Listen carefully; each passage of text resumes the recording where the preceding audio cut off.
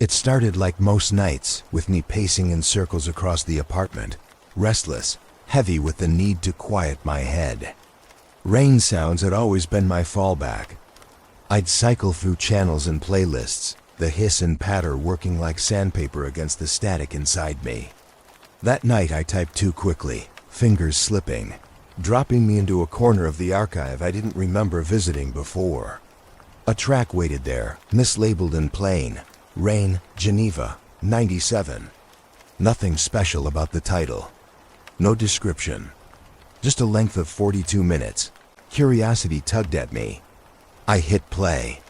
The start was exactly what I wanted: soft spatter, distant gutters overflowing. The muted crackle of water against glass and asphalt. Familiar. Comforting. I leaned closer to the speakers, trying to fall under its spell. But something else leaned back. Faint at first, lower than the rain's wash.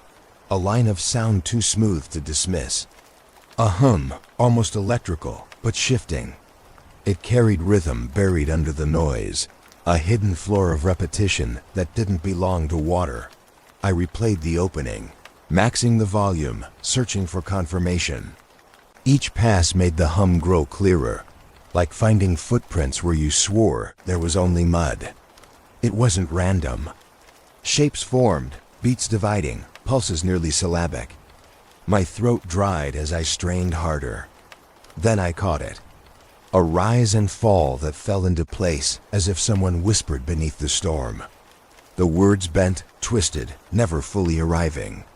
But the cadence resembled speech. Somehow familiar. My skin prickled. I fumbled for my notepad, scribbling frequencies, trying to anchor myself in numbers. But the more I wrote, the less stable it felt. The voice lingered, a smear behind the rain. When I tried isolating the range with software, the hum seemed to resist. The algorithm pushed it back into place, blending again as if hiding from the probe. I laughed nervously, convincing myself it was compression.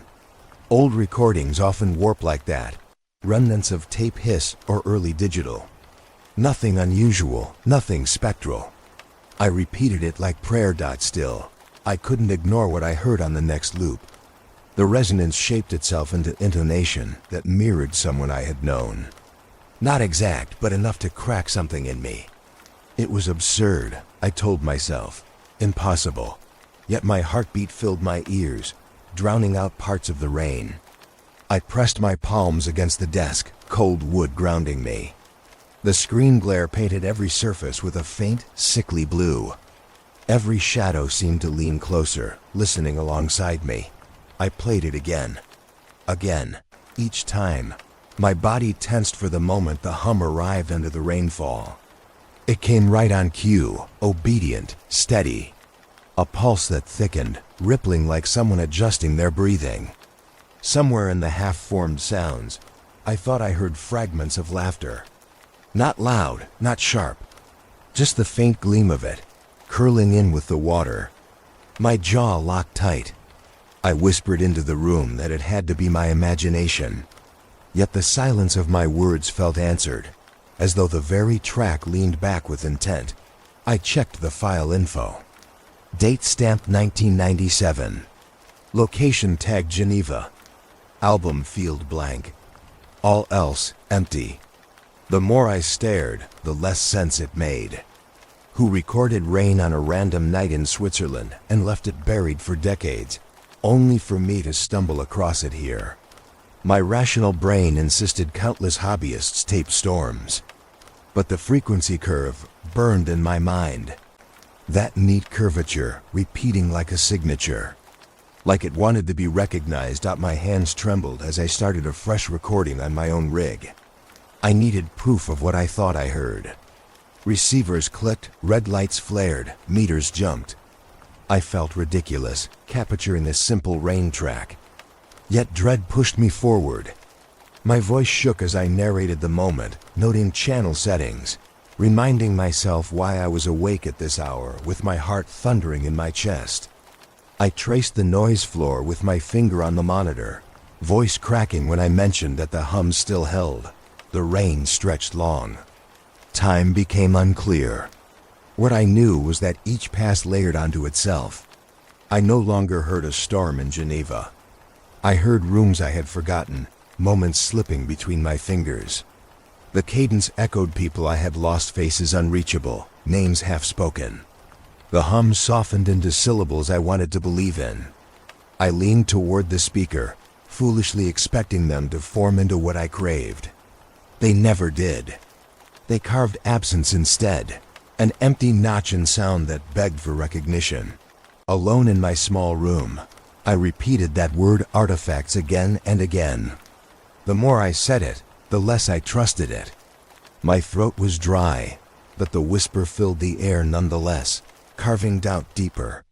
If it was only artifact, why did I recognize the shape of grief in the signal? Why did the rain sound like memory replayed? Too brittle, too fragile to withstand another listen. I marked the recording as an entry, writing down date, time, equipment, and the fact that something lodged beneath the rain had unsettled me. My pen stuttered. I forced myself to breathe and scrawl one more line. Tonight may be the night everything shifted. My chest tightened, but I pressed stop. The final second of playback echoed in my ear, the hum curling into something almost like a name. I told myself the logical thing was to start over with a bass line. A clean track. Something reliable that I could hold up against the Geneva rain. I dug through my old external drive, found a standard Storm library recorded in Wales about a decade back, digitized at high fidelity, no compression. I lined them up side by side on the waveform display. First glance showed exactly what I expected. Random scatter, uneven peaks, the softness of water scatter. Then my eye kept sliding back to the Geneva file. There it was again. Peaks leaning against each other, stacked in ways rainfall should never shape itself. At 6 kilohertz, at 8, faint but repeating, like a breath caught on loop. I zoomed in.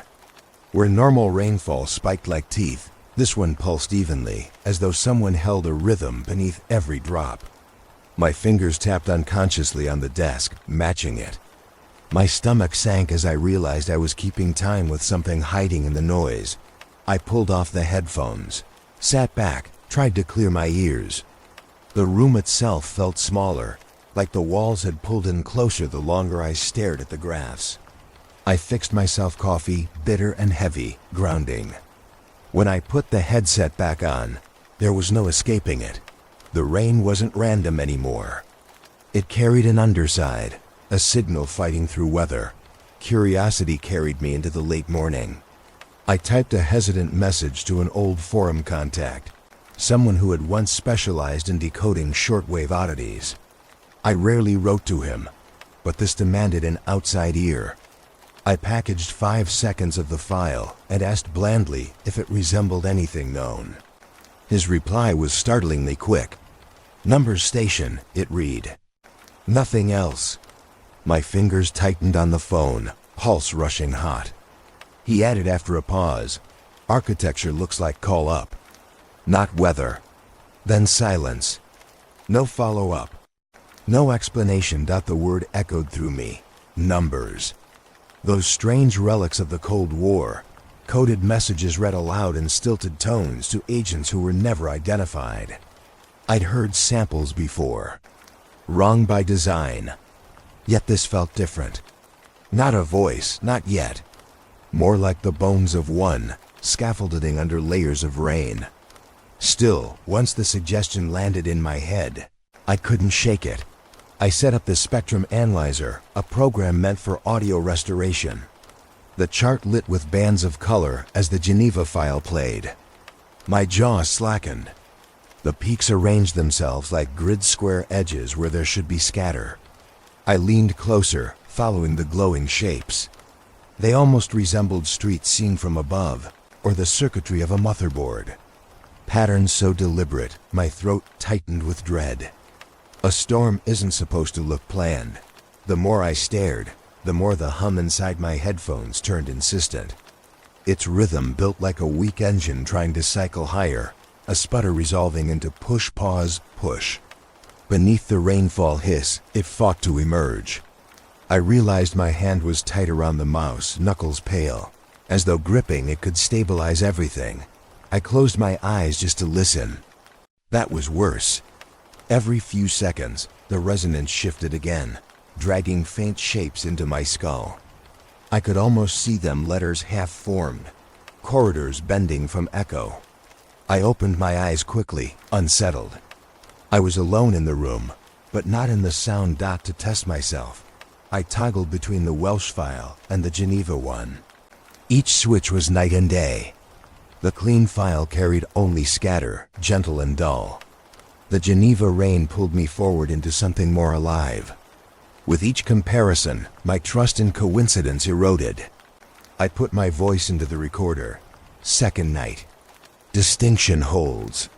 Something beneath this. The day waned while I built excuses to delay the next step. My shelves cluttered with old devices, half-dead radios, and field recorders I never sold. One handheld shortwave unit had survived in working shape, burned plastic and all.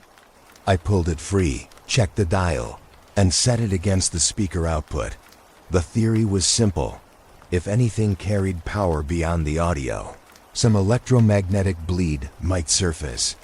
My rational brain told me nothing would happen, that I'd watch the meter stay flat, maybe hear faint squeal. For several long minutes, that expectation seemed confirmed. The radio hummed dead air, a whisper of static blending with the file.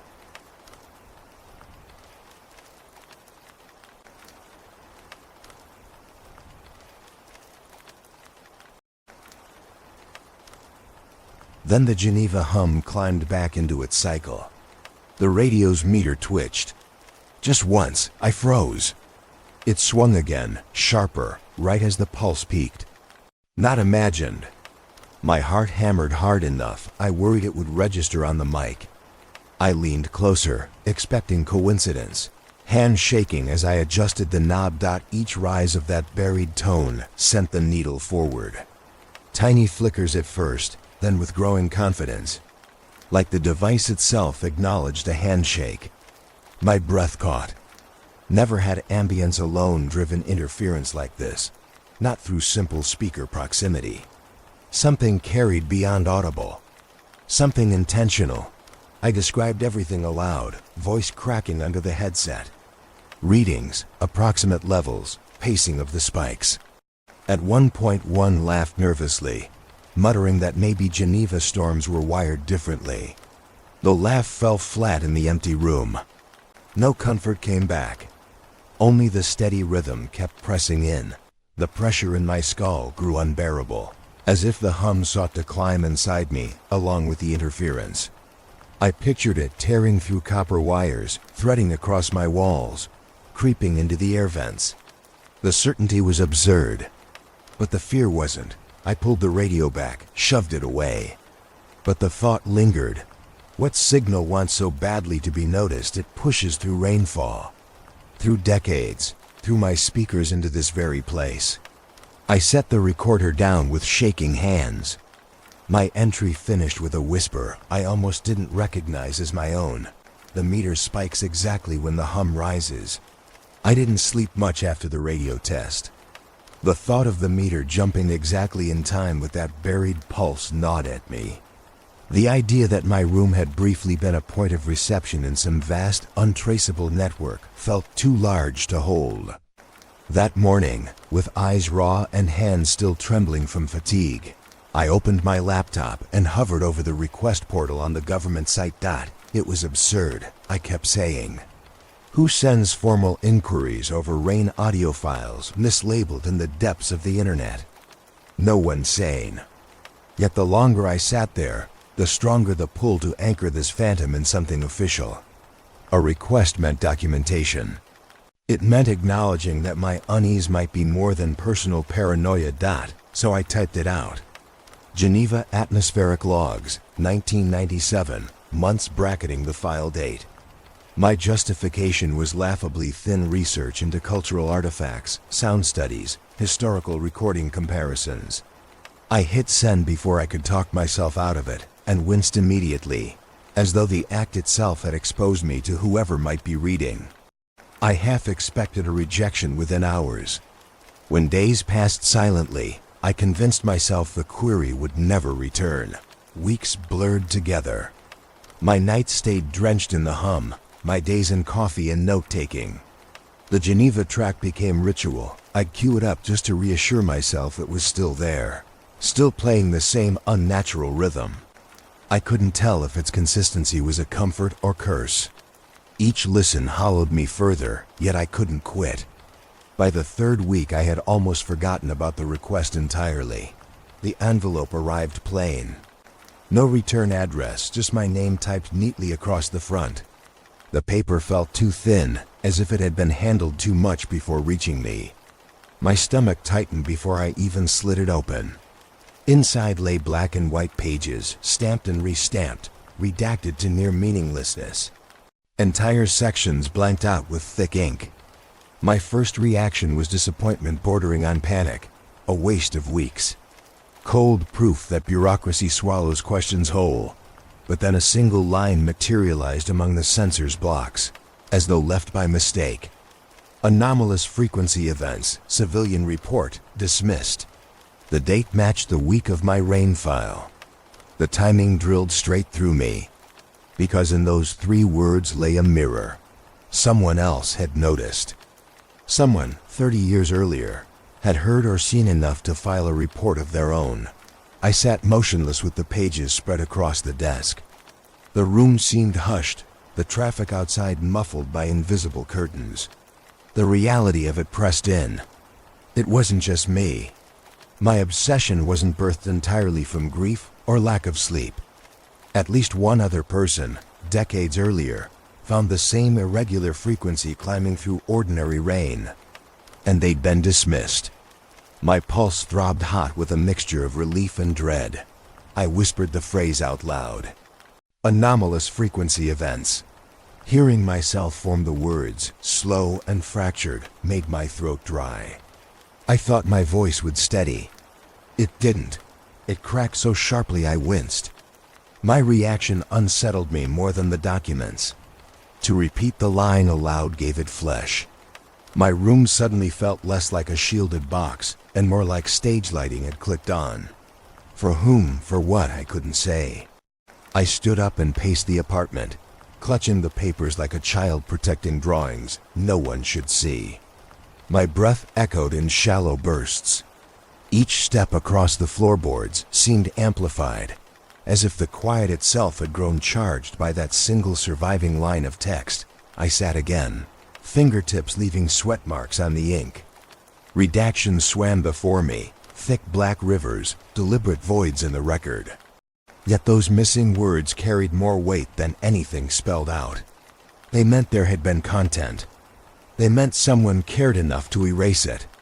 I slid the document under a desk lamp, tilting it, desperate to catch any ghost impressions. My exhausted eyes played tricks. Phantom letters rose up and vanished. I reread the date. Early spring, 1997. The file's own timestamp read the 3rd week of March, within hours of each other, perhaps. A storm in Geneva, a recording carved from it, and somewhere in that city, a civilian unnerved enough to pick up the phone or write an urgent letter. The overlap made my stomach turn cold. My mind conjured the unknown figure, standing at a window, just like me, straining at the strange presence under rainfall. I felt joined to them by a thread stretched across decades. That thought unsettled me. To realize I wasn't the first meant this wasn't personal delusion. It was continuity. Signals persisting through time, waiting for ears willing or cursed enough to notice. Whatever compelled them to report might be the same force prying me toward obsession. A lineage of listeners. Failures of dismissal. I'm not prone to dramatics, yet with the papers spread before me, I imagined a file desk somewhere stacked with ignored anomalies. Rain samples stamped closed, forever unacknowledged beyond their line codes. I whispered into the recorder, "This is no longer coincidence." The moment the word escaped, I flinched. Coincidence had been my last protection. Without it, only intent remained. Night fell before I realized how long I had been staring at the envelope. Rain had begun outside, faint against the glass. I closed my eyes, aching with dread, terrified I would hear that hum threaded in with the living storm. Every drop sounded suspect. I covered my ears, yet my pulse still jittered with phantom rhythm. My memory replayed the clipped phrase from the documents over and over. Civilian report. Dismissed. I sat back at the desk, shaking, and forced myself to acknowledge the obvious. I wasn't the only one listening. Someone lost to history had been here before, tracing the same impossible cadence. They had spoken up. They had been denied. And yet their signal remained, buried in Geneva rain, crawling across decades to find me. I recorded my final note of the night. The words barely fought their way past my tightening chest.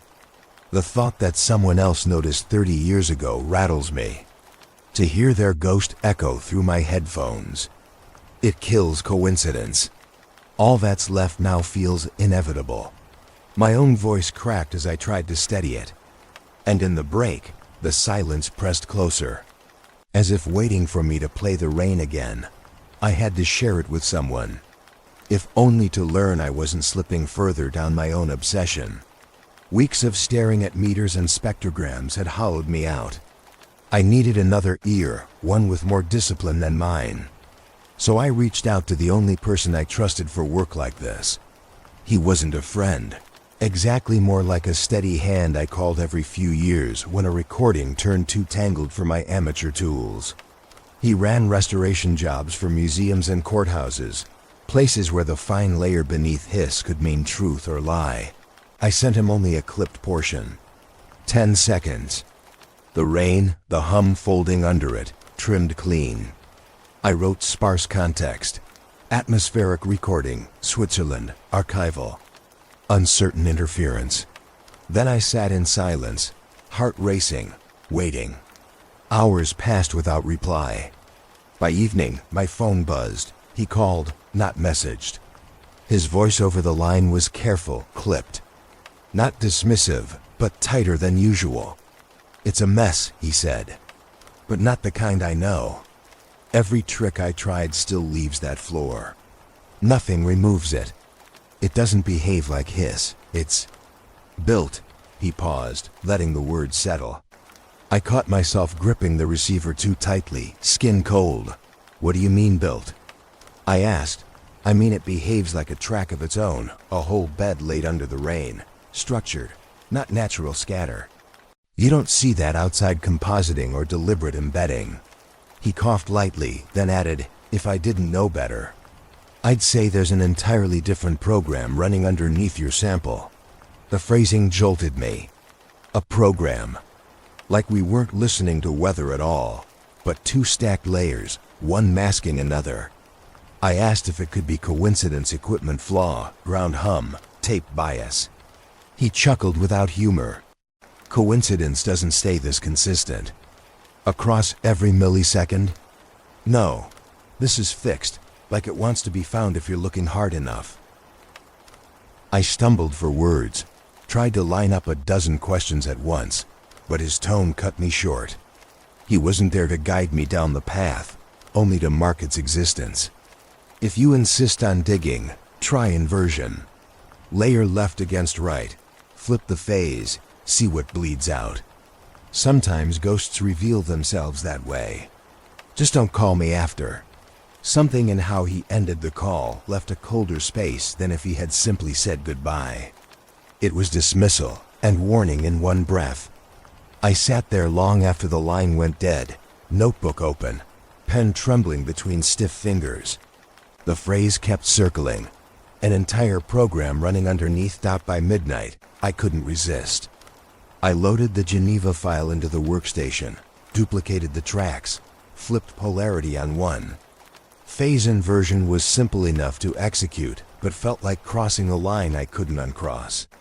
The waveforms stacked, canceling and reinforcing. My monitor went pale with new shapes. At first it was the usual. Some cancellation, a thinning of rain hiss. But then, rolling out from the background, something survived that shouldn't have existed at all. Less a hum this time, more stretched vowels, hanging too long in the air. My chest clenched, each sound dragging me closer to recognition. It wasn't language in full, but music of speech patterns slowed beyond clarity. I leaned against my desk, unable to stand. The vowels lingered, reshaping as though someone half-submerged tried rising toward articulation. I could almost make out syllables, almost carve letters from the edges. One sound in particular tightened around my ribs. It bent wrong, but echoed a family name. Muted, stretched, unwool. I froze in terror at the thought that maybe it wanted me to recognize it. I whispered into the recorder. Elongated vowels, forming into near names. My voice cracked, unsteady, the same way it had when reading the FOIA line weeks earlier. Nothing could hide my dread. I tried rationalizing pareidolia of ears, the brain's hunger for pattern. Yet denial felt weak, hollow. Too much structure pulsed through those vowels. Too much intent coded what should have been empty weather. I replayed the passage once, twice, until my stomach cramped with the strain of listening too closely. A third time I stopped midway, convinced my blood pressure would cave under the tension. The recognition was worse than any phantom. If those voices carried resemblance to people I had known, how could they have been waiting from 1997? Sleep was impossible. I stepped into the kitchen for cold water, leaning against the counter, eyes flat with exhaustion. Part of me wanted to delete every file, burn hard drives, purge the track. Yet even in that moment, the idea of erasure wasn't relief, it was betrayal. To what I didn't dare define.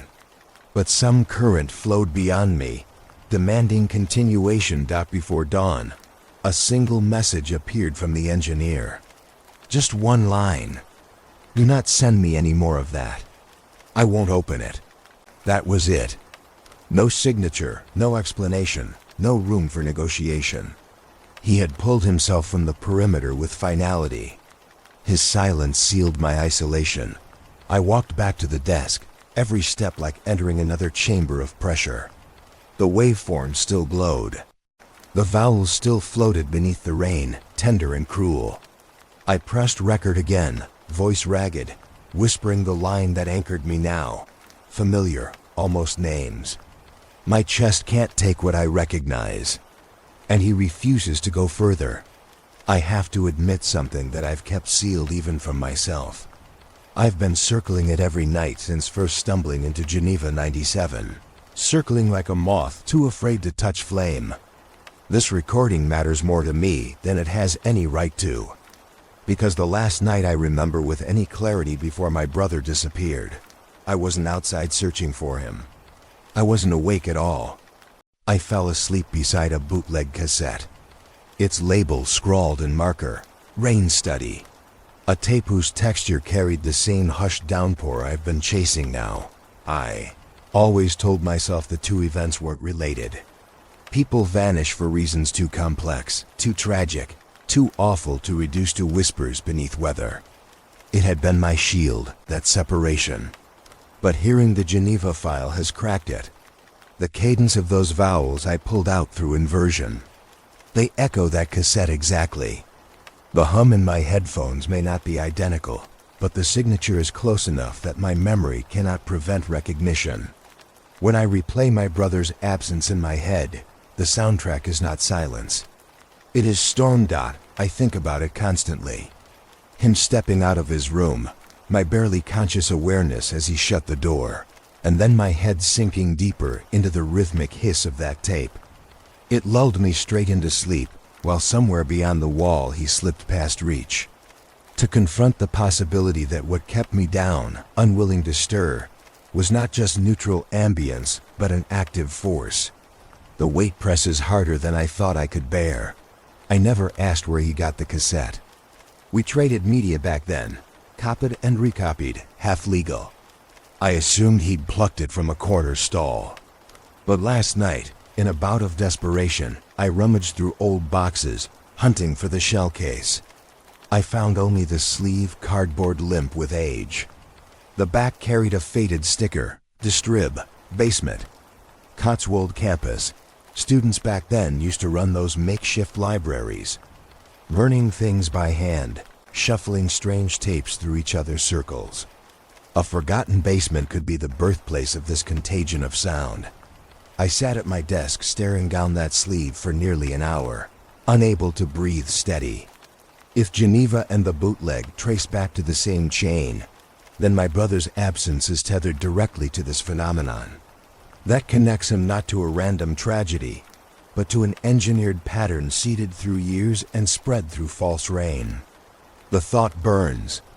It means my grief is not just memory, it's evidence. My stake is not theoretical anymore. It is family. I tried recording a full account, but halfway through I broke down. Voice collapsing out of rhythm, words tumbling too fast. It struck me suddenly that these signals, however they operate, might already have been in my home all those years. I remember lying in the dark, the gentle hiss, and the way my dreams flooded with corridors. Corridors I tried to forget. Now they return at full force with each loop of the Geneva file. The connection is too much to dismiss. I can't escape the feeling I was being shaped even then, prepared for this resurface. The air felt heavy as I paced the room. I pressed the cassette sleeve flat against the desk, photographed it for my log, though I don't know why. Who would ever believe such mundane ephemera carried weight? To most, it would be nothing but trash, an unloved artifact from the 90s. But I held it like proof, as though at any second a jury might demand evidence of my obsession. I opened maps, typed in the campus name. It still exists, abandoned after expansions pulled students elsewhere. A husk of buildings, half condemned, lingering on the edge of town. Satellite images showed stairwells bricked, windows dark, but the basement footprint still marked on floor plans long digitized. The very thought of descending into that air, stale with mold and dust, sent shivers rolling up my back. Yet a lure pulled equally strong. Because maybe waiting there boxed, forgotten were more tapes. Maybe answers. The idea sickened me, even as adrenaline sharpened my thinking. I sketched a plan in my notebook, listing what I might need. Flashlight, gloves, a recorder, always. My pulse trembled through the words. At intervals I told myself it was absurd, that basements rot with time, that whatever artifact existed might be gone to dust. But then I imagined unlabeled shells stacked in a corner, whispering their storms through warped spools. My breath shallowed at the idea of confirmation. What if the same stamp, Geneva 97, waits on a faded spine somewhere down there? What if my brother's cassette came from that cache? Those hypothetical questions tangled with a fear I could neither swallow nor release. If it's true, if the chain began there, then someone planted these storms deliberately, threading memory into sound like bait left to rot until caught. The temptation nearly made me pick up my keys, drive right then, unprepared. But my body felt paralyzed, sitting motionless on the chair edge, listening to the faint ring in my ears conjured by memory. More than once I mistook the refrigerator hum for the Geneva pulse. Every appliance, every hiss of water, dragged me back to suspicion. There was no escaping it. By evening, I had almost convinced myself not to risk it, that some stones were better left unturned, that entering an abandoned building chasing vapor would tip me over the edge. Yet as I packed up the documents and tried lying down on the bed, the rain outside began, soft against the window. And in that endless repetition, I heard once more the vowels hidden, the syllables stretched. A name almost carried by water. My brother's face flickered like an afterimage in the hiss. I sat up, heart pounding, decision carved before sleep could blunt it. I will retrace the cassette's chain. I will step into the basement where these shadows may still hum. My chest tightens even writing it. Every sensible instinct tells me to stop. But this isn't research anymore. This isn't pastime. This is blood and memory, folded into walls of sound. Soon I'll walk down those cracked steps, and if I'm wrong, I'll carry shame back. If I'm right, I don't know what I'll carry out. The lock on the basement door had been broken long before I arrived. The metal hung bent, the frame rotted, damp rising from the foundation into every rivet of the old campus structure. I pulled the door just wide enough to step in, breath catching as air thick with mildew rushed up to meet me. My flashlight beam shook across concrete steps slick with condensation. Each downward step echoed hollow, reverberating in layers that felt off, as if something else moved a beat behind me. The smell deepened as I descended. Mold, rust, paper long wet and dried again into pulp. My shoes scraped along grit until the stairwell yawned open into a low room. The ceiling pipes dripped with rust-brown streaks, and laid across the floor were dozens of boxes, slumped, collapsing, bloated with time. When I touched one, the cardboard crumbled gently under my fingertips, disintegrating like a scab that had waited decades to flake. Tucked inside, still stacked neat despite the ruin, were cassette tapes, hundreds, maybe more. I crouched low, pulling a handful into the flashlight circle. Each spine bore handwritten notes in marker, now bled pale with age. Mostly dates. Some tagged with places, others with crude descriptors. January 12th, storm. April 8th, thunder. A few bore terse notes like gall, docks, warehouse. But the motif repeated. Storms. Nights of rainfall logged with eerie dedication. My heart sank lower with every spine I dragged my fingers across. One tape in particular held firmer ink. London, 95. I pulled it free. The plastic clicked lightly in my palm, and I felt both thrilled and repelled as though I were stealing something that had waited specifically for me. Around me, hundreds of others remained like soldiers in long formation, each one holding weather in its spool. For a moment, I listened for actual rain, but the basement was silent. Save for cold drops pattering from the ceiling pipes. A rational piece of me whispered that all these tapes represented an experiment. Long forgotten, maybe archival student work gone awry. Field studies of storms, collected without insight that time would weigh them strange. But my gut insisted otherwise. The sheer volume, the obsessive uniformity, the fact that many still retained their sharp labels, despite the damp, it was a system. A compulsion that looked less academic and more ritual. I lifted 3 more from scattered boxes before forcing myself to stop back in my apartment. I debated all night whether to risk playback. I told myself repeatedly that mold might choke the machine, that nothing deserved preservation after soaking in such filth. Still, temptation outweighed fear.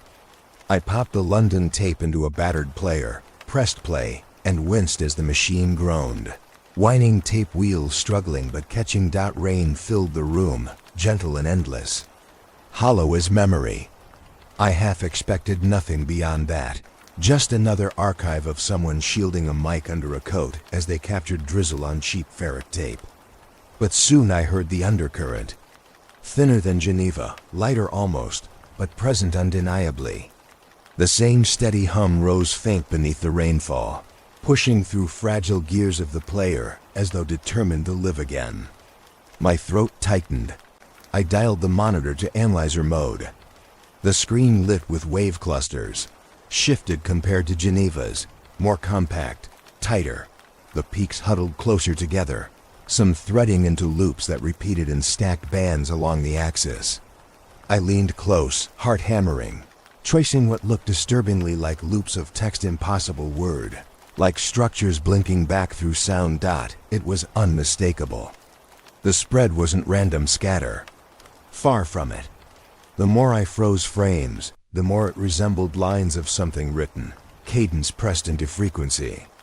My gut felt torn wide open. These weren't accidents. These tapes, all of them, had been captures on purpose. They hadn't been background sound for study, they were direct. Deliberate attempts to hold whatever lived in the rainfall. The London hum whispered longer than the Geneva one. Curling vowels stretched to breaking as though teasing speech.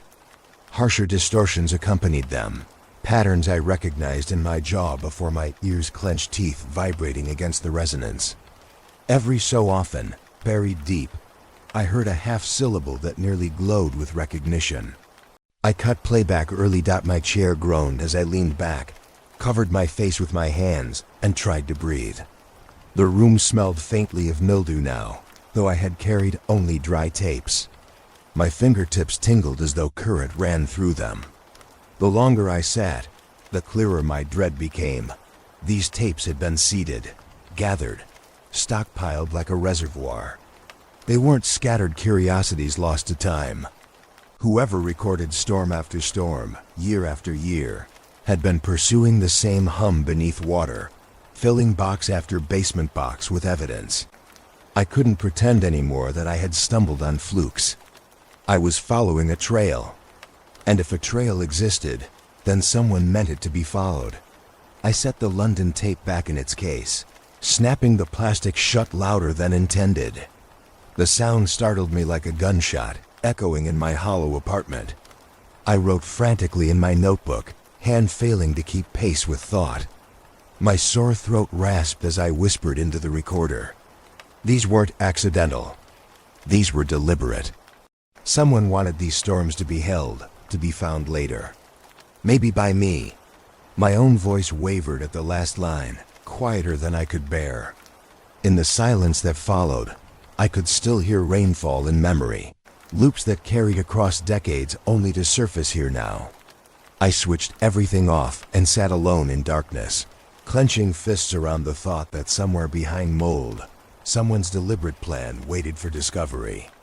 What unsettled me most was not that the recordings existed. It was the sense that they had been waiting, patient, for ears eager enough to listen. I spent a whole morning buried in brittle stacks of local news archives. Dust clung to my sleeves. My eyes blurred from hours of scanning front pages no one had read in decades.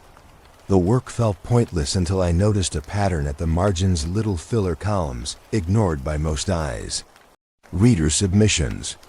Odd complaints written in clipped sentences. Several from the mid-90s caught my breath. Residents reported televisions cutting to static during passing storms. Screens buzzing with lines until power reset.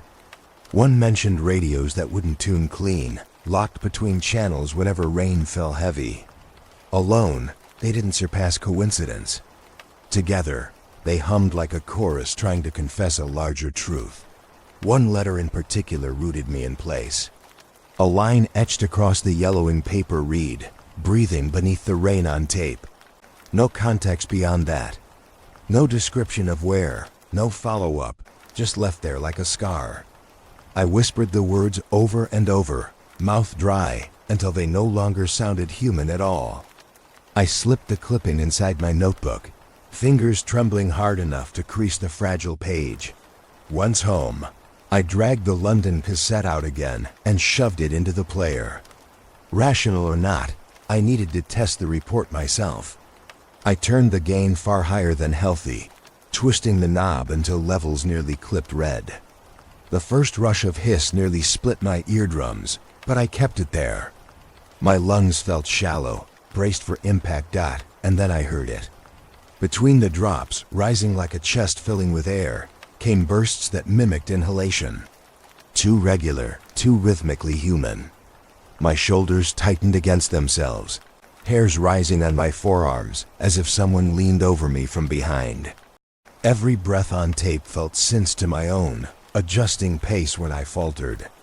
I ripped the headphones off, heart battering, then put them back on seconds later, unable to stop.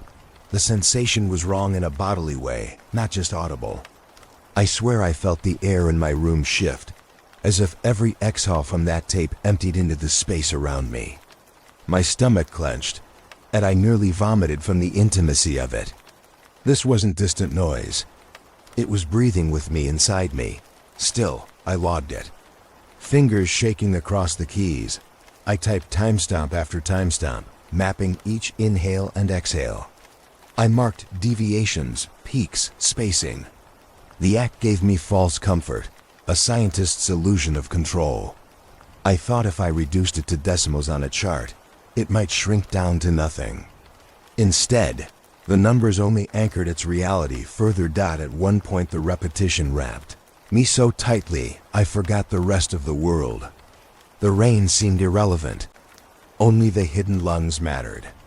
I spoke notes aloud for the recorder, describing the expansions of the hum, the feel of breath sliding inside the hiss. My voice sounded smaller, thinner than usual. Even I didn't trust it. That evening a friend called unexpectedly.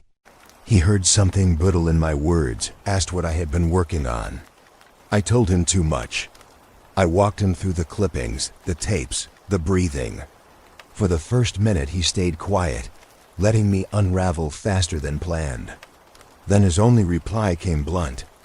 "You're becoming an archivist who's lost the line between catalog and obsession." The remark pierced but did not dislodge me. Once the call ended, silence fell heavier. My apartment seemed hushed into waiting. I knew he was right, but truth no longer mattered. I needed to keep logging, keep assembling proof, as if putting order around it meant controlling where it ended. Night came thick, pressing harder than usual. Lamplight barely touched the corners of the room. I replayed the tape again at near dangerous levels. Rain folded back into those breaths, rhythm stretching, compressing, mutating. Then something shifted, slight but sharp. The inhale broke into a jitter, a stutter almost sculpted into sound. Each repeat grew closer to articulation. My fingers froze above the keys. The stutter rose and fell in shapes far more familiar than random hum. An edge of consonant broke into the air, sliced thin across the hiss. I stared at the screen unblinking, chest tight.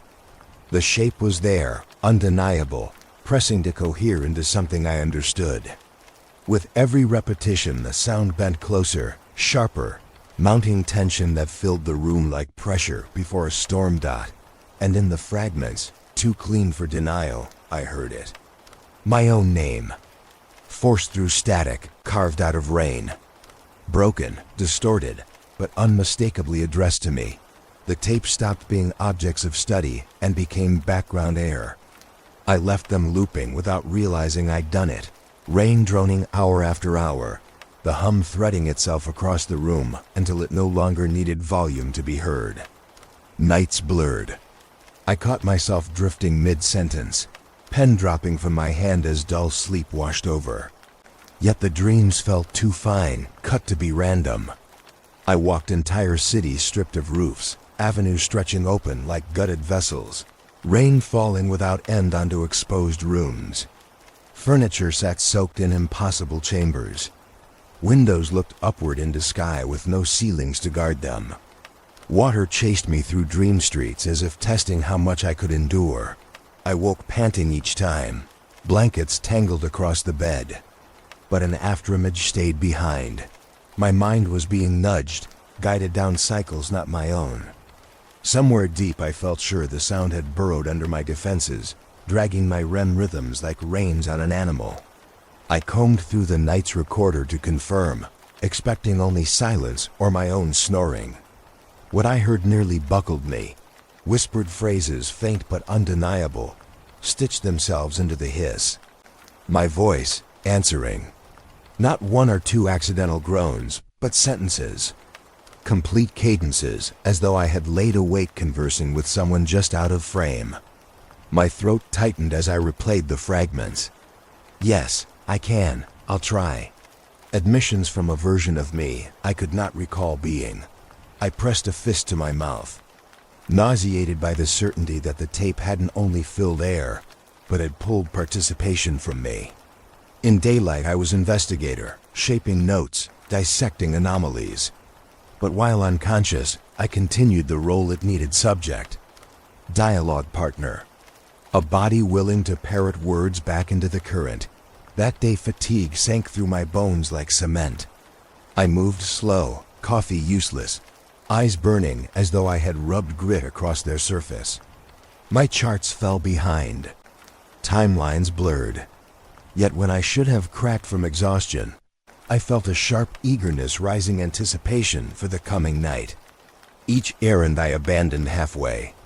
Each distraction seemed hollow compared to the idea of setting another tape running, lying back, waiting for the plunge of dream corridors. I told myself the only reason was to log more data. The voices framed it as responsibility. But deep down I knew the truth. I was waiting for a return, a reply to the fragments muttered in sleep. Because if I had indeed spoken to something during those hours, then tonight it might speak back clearer. Evening dropped like a stone. I sat on the bed with the cassette machine at its side, lights low. I spoke into the recorder, voice shaking less now than before. Testing continuation. Night 8. I left the rain track crawl upward, volume gentle but firm, the hum wrapping around me like threads. My skin felt wired against the sheets. Dull warmth carried me across the line between listening and dreaming. The dreams were longer, steadier. I stood inside low corridors flowing with water, endless streams of droplets tracing silver down walls that pulsed as though alive. The ceilings pressed low, then vanished, exposing entire skylines open to unending storm. Human shapes walked ahead but never turned back. I called out, my voice muffled in the dream's downpour. One figure paused, obscured, then lifted an arm without turning. Not a wave, more like pointing to me or to something above. Rain drowned the details before I could ask. I snapped awake at dawn, sweat slathering my forehead. The machine clicked idle beside me. My fingers clawed for the recorder. Playing back the night's track sent cold across my chest. Once again, muttering filled the room. This time clearer, layered directly between rainfall breaks. I see it. Not yet, I remember. My voice, smooth but asleep. Conversing in syllables I could not imagine birthed from dream babble. I lurched from the desk, pacing circles, muttering that it was nothing but sleep talk, amplified by headphones. But the intonation denied me comfort. It didn't wander aimless. It answered questions I couldn't hear. Exchanges built line by line. Each pause left gaps where responses from the other side could easily fit. The rest of the day, I drifted like a puppet held upright, only by the string of eagerness to return. I couldn't concentrate long enough to eat. Even the memory of my brother, once raw wound, receded beneath the compulsion to hear the next rainfall clip. Whatever had caught me now wasn't content to be studied alone. It demanded continuance. The evening found me seated again, more willing than frightened. Not drawn like a captive, but leaning like a partisan already converted.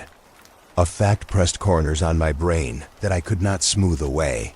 This was no longer investigation, but participation. Each running tape marked less of analysis and more of commitment. I reached toward the logbook, trying to write final notes, but my hand slowed, pen sliding limp. My head tilted automatically, waiting. The rain hissed thin from speakers. And for one long moment, between hum and hiss, I imagined the sound already forming the opening of a question. It terrified me not because I might fail to answer, but because I would. The single thought rising toward my lips, harsher than dread itself, was simple. What will it ask of me next? I started digging through what felt like graveyards of the internet, those old message boards frozen in clunky fonts and half-broken archives. They had once thrived with small voices, scattered across continents, but bound by niche obsessions. I traced the faint digital fossils of communities that used to trade tapes, comment on soundscapes, narrate how rain could soothe them better than pills. The deeper I went, the more references I found to recordings that didn't match commercial catalogs. Amateur storms, pirated tapes, credited only to obscure distributors long erased. Threads often spiraled into fragments. But here and there, a glint struck through. Posts describing a pulse hidden beneath rainfall. A hum that made ordinary weather feel uncanny. They wrote about hearing syllables folded into hiss, pacing their sleep to beats carved into static. At first I thought I had stumbled across comfort others, confirming what I had been desperate not to imagine. But the tone turned darker as I threaded across the years. Replies dwindled. Users disappeared. Entire usernames stopped posting after particular days, sudden as if cut mid-sentence.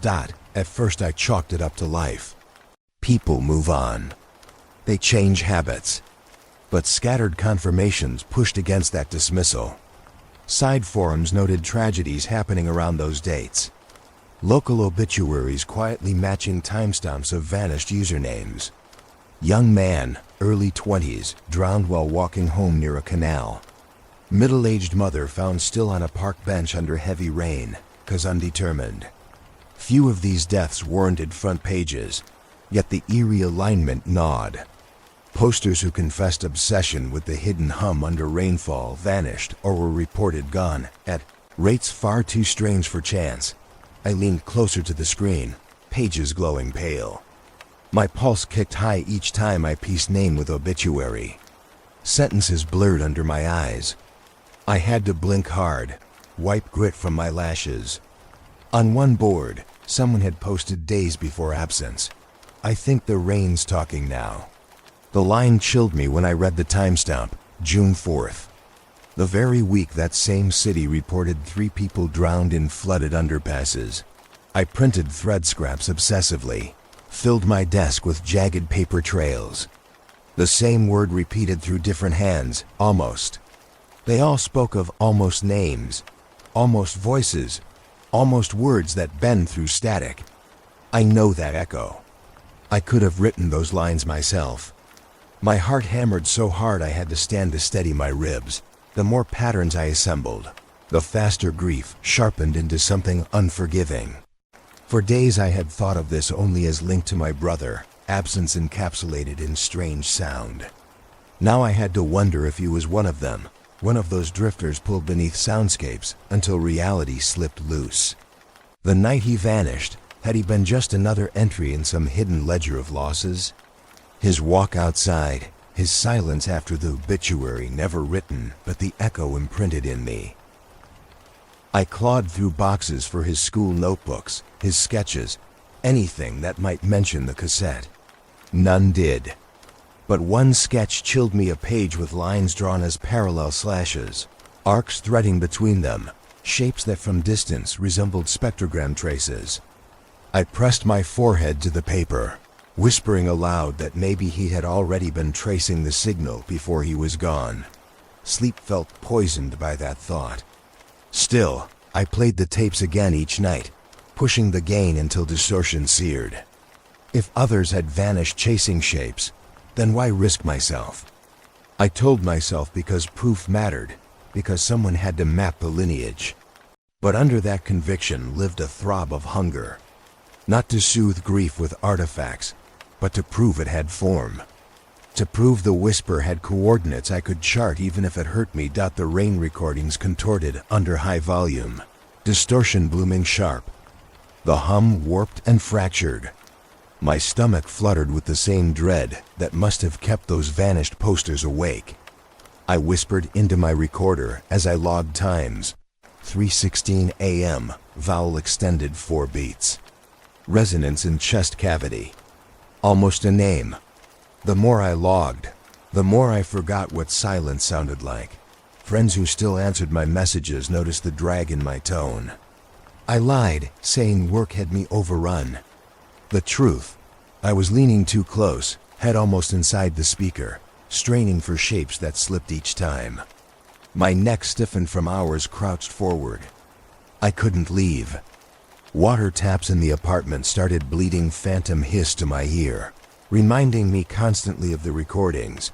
What began as research had dissolved into exposure, a raw wound pressed against strange air. When I returned to the archives to cross-reference another obituary, my reflection in the black screen between pages startled me. Hollow cheeks, sunken eyes, too many nights spilled into tapes. I whispered my brother's name once, just to test how it sounded against his. My body reacted like a cord pulled tight from some hidden place. Comfort was gone. This was no lullaby. Every playback churned anxiety deeper into marrow, but I leaned in anyway.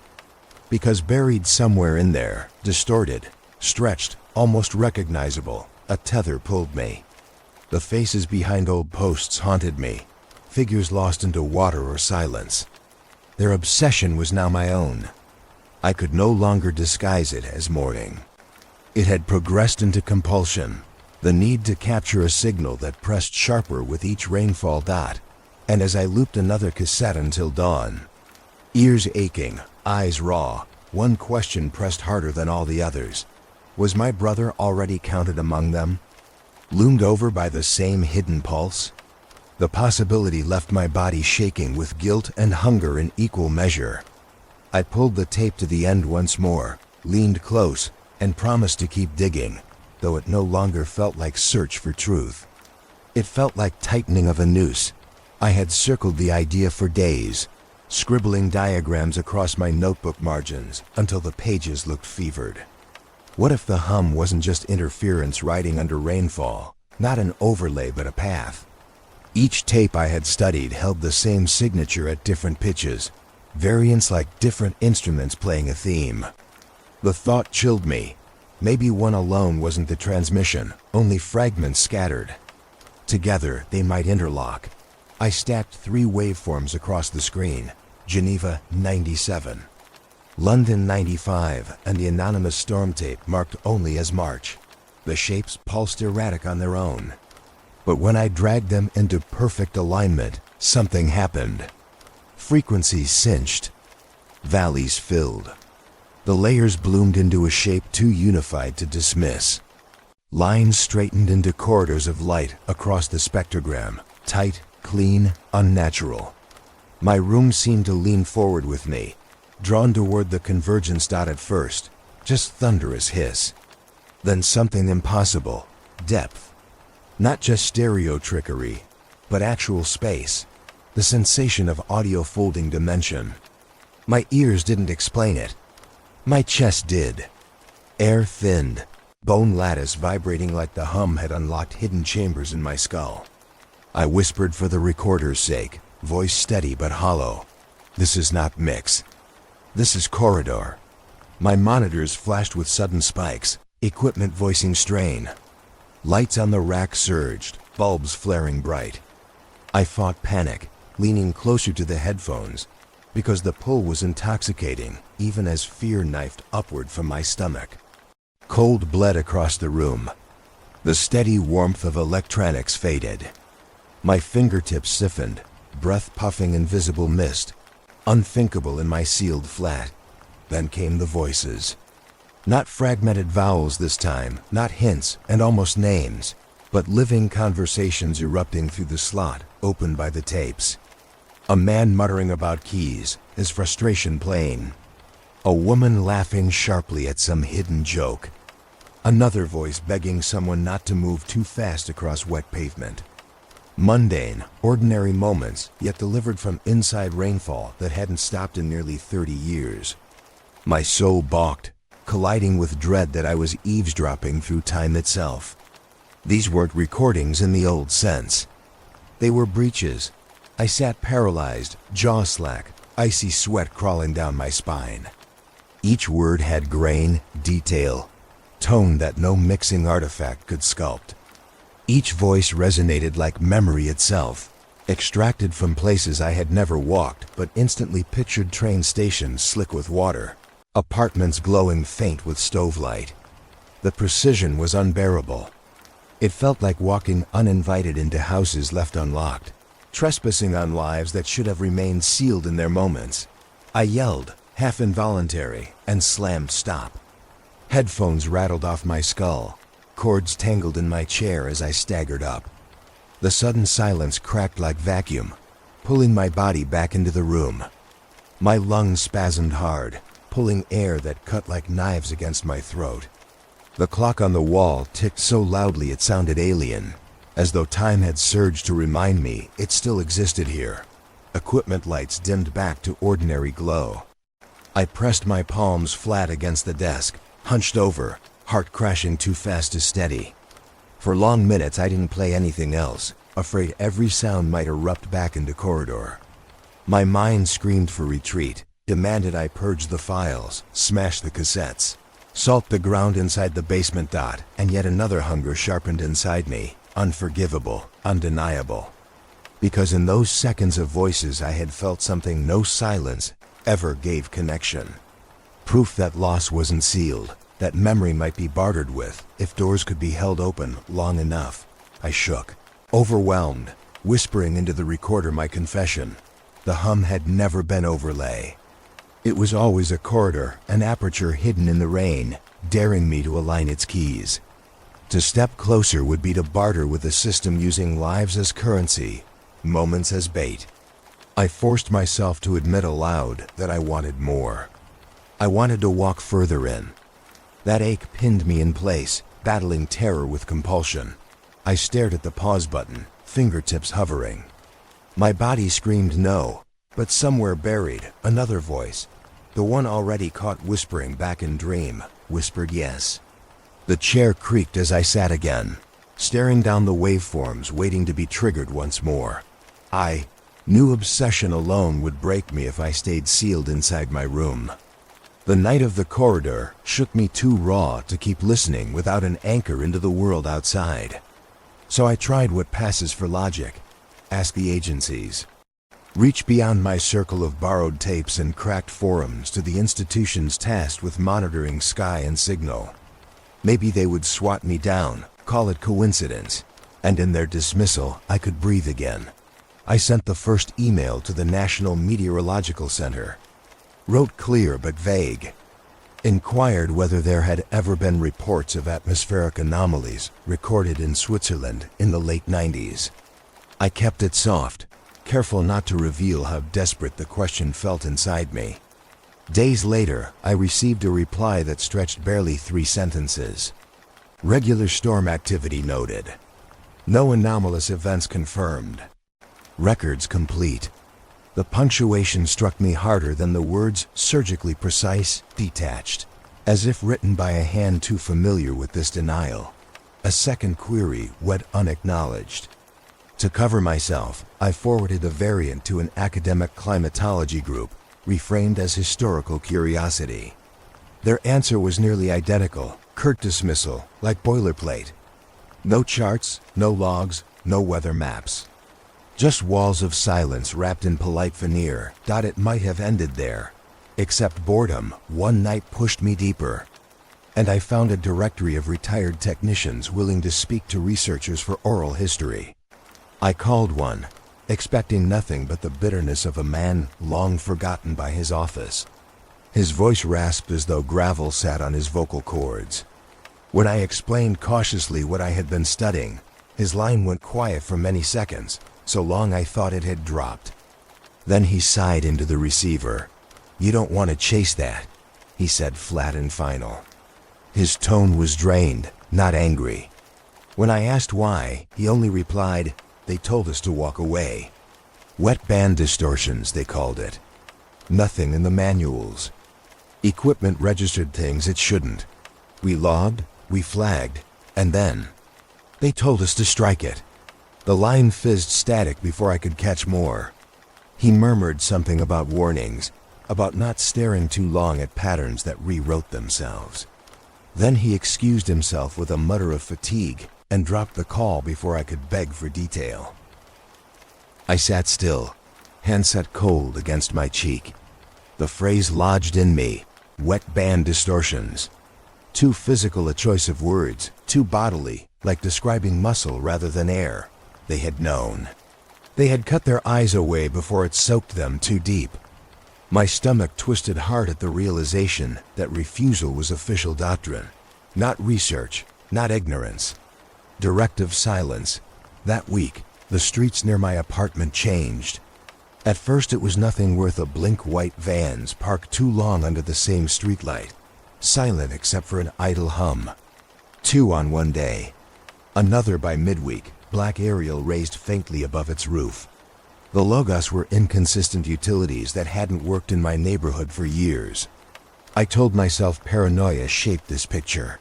Still, each time I climbed my stairwell, I felt the van's windows at my back. I tried to carry on, but everywhere I looked, silence echoed. Even my tape playback changed. One night, without my hands on the controls, the Geneva track began to sag in pitch. Not a gradual decay from machine age, but a deliberate falling. Measured, as though something on the other side was adjusting the reel for me. My stomach dropped hearing the vowels lengthen, the hums sink low, stretching my walls with resonance. Cold crept over my desk. I checked my monitor, certain the player's motor had faulted. Every test proclaimed the machine intact. But the sound refused to climb back. It dropped further each loop, like a voice lowering into register so that words might soon become distinct. My nails pressed crescents into my palms as I recorded a note into the auxiliary mic, whispering what my throat barely allowed. The track is bending its own spine now. Falling without my command, it is an artifact. It's adjustment. Coincidence had been my last rope out of this spiral. But parked vans and edited replies shredded the rope quicker than fear could hold it. I tried writing the expression, mere. Chance across a page, but the letters broke halfway, the pen slipping free like my wrist rejected the concept.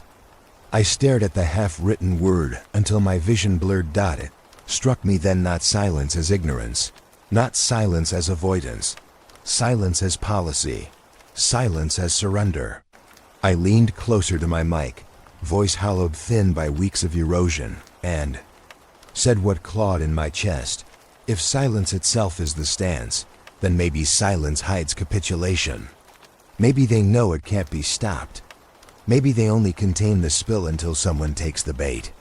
My recorder clicked, red light burning steady, as if it had always waited for me to admit this. And outside, rain began, heavy against the windows, drumming harder than conversation, demanding reply. I became convinced that if I could only strip the rain clean, I would see the trick for what it was. Hours bled into days as I ran wavelet reductions, spectral extractions, everything the software could offer. Sheet after sheet of graphs lay, crumpled on my floor, rejected because nothing resembled silence, because nothing erased the hum that lived inside. The rain stayed bound to it like a parasite, each filter removing not corruption, but sanity. My hands shook on the mouse from lack of sleep, from coffee jitters, from the stubborn belief that clarity was still possible. Every attempt ended the same, fragments pulsing sharper, not softer. A vowel cut deeper. A hiss split into something almost like a laugh, jagged artifacts reshaped as grins inside the compression fractures. I leaned closer to my monitors until they blurred under tears I hadn't known were there. My temples buzzed like static had swollen under my skin. The more I tried to nullify it, the clearer it materialized. Nothing in me could reconcile that inversion. On the third night, my ally arrived, a voice of reason who had once handled archives without losing himself to them. He looked hollow as he crossed the threshold of my apartment, eyes dimmed by something heavier than caution. I wanted him to validate me. I needed him to witness that these sounds had clung beyond imagination. I played the filtered file through studio monitors, instead of headphones, so he could hear the residue left behind. The moment the vowel stretched across the room, his face tightened. His eyes darted to the corners as if the sound wasn't confined to speakers at all. He pulled one headphone off my ear, leaned close, and whispered, "It's outside the recording. You've let it out." His claim clawed through me. I wanted to laugh in denial but couldn't. His voice trembled not with hysteria but with certainty. He said the echoes lingered in the fabric of sound, bleeding until my walls no longer contained it. I'd heard faint impressions myself, murmurs in bathroom pipes, hums inside electric sockets, but I had convinced myself they were fatigue. Hearing him affirm it felt like confirmation of infection. We argued then, his words harsh, pleading that I shut it all down, abandon this path before nothing of me remained. I shot back that cassettes had endured 30 years, that signals spread through people long before me. Destroying my files was vanity. Shutting it down now meant blindness when the storm thrived regardless. My voice fractured into bitterness I hardly recognized. He pressed his palm against the desk, swore he would leave if I didn't eject the tape immediately. I pushed my chair close to the console, daring both him and it. My breath shook, but conviction burned more fiercely than sense. I loaded the filters again, fingers racing. Every slider maxed to extremes. Parameters bent outside their range. Software resisted, meters topped red. Distortion cracked across my monitors like bone splintering. The wreckage nearly deafened us. He shouted something over the collapse, words I could not force into memory, because the sound swallowed everything. Then the program froze. The waveforms split and stuttered, pixels jittering like nervous ticks. The hard drive whined, machine struggling under weight no file should hold. With a final crash, the entire system shut down. All screens went black. The sudden quiet blasted louder than noise had ever been. My apartment breathed silence for the first time in days, as if lungs had been forced to exhale. I turned to my ally, about to mutter the word, "finished." But the relief faltered, because in the room's stillness, unmistakable as heartbeat, came a drip, faint, in one corner of the room. Another followed seconds later, slower, closer now. We twisted to find the source. No pipes, no leaks, no ceiling fissures. Only the soft seeping of water that wasn't there. Each fall reverberated too sharp, reverent, deliberate. The sound circled us in widening territory, droplets hitting phantom surfaces. My chest caved inward, eyes stretching wider until tears blurred sight. My friend backed to the door, muttering he couldn't stay another second. His shoes scuffed across dry flooring that somehow carried wet echoes none of us could track. The system lay dead, yet the drip endured. Every second saying confirmation that our effort had meant nothing. My throat cracked as I recorded into a handheld. Mic, voice shredded raw. I tried to strip it out, killed every circuit, and still the dripping remains. I leaned into the darkness, praying internally that it would fade. But more drips answered from blind spots in the apartment, like patient fingers tapping Morse through silence. And I knew then the filtering hadn't failed because I lacked skill. It had failed because the sound never lived only on tape. It had only been waiting for me to strip every protection away so it could breathe free. Couldn't bear the thought of another night with those voices clinging to my walls. The drip that had emerged after the filter crash still echoed in memory, though I found no moisture, no trace of water anywhere in the apartment. My ally had fled, his silence since then confirmed only dread. Alone in the apartment, I stared at the bone-white spines of the cassettes stacked along my desk, as though they glared back, daring me to continue. Something inside me snapped. I gathered the tapes one by one, stuffing them into a shoulder bag, their plastic shells stiff against my wrist. My chest heaved with each addition, like filling. It meant adding weight directly into my lungs. I didn't care anymore about cataloging. I didn't care about proof. I wanted these artifacts out of the world, to cauterize whatever had seeped through. I walked into the night. The bag hung heavy against my back. The smell of fuel stations, wet asphalt, the dim glow of sodium lamps, all felt sharper against my skin. I stopped at the edge of a vacant lot, weeds curling across rusted fences. The hum in my head kept pushing, daring me to turn back. My hands shook as I pulled the bag open. I poured lighter fluid directly across the box and tapes, liquid glistening faint in the lamplight. My arms smelled of chemicals, sour and metallic, so sharp it burned my throat. I crouched, struck a match.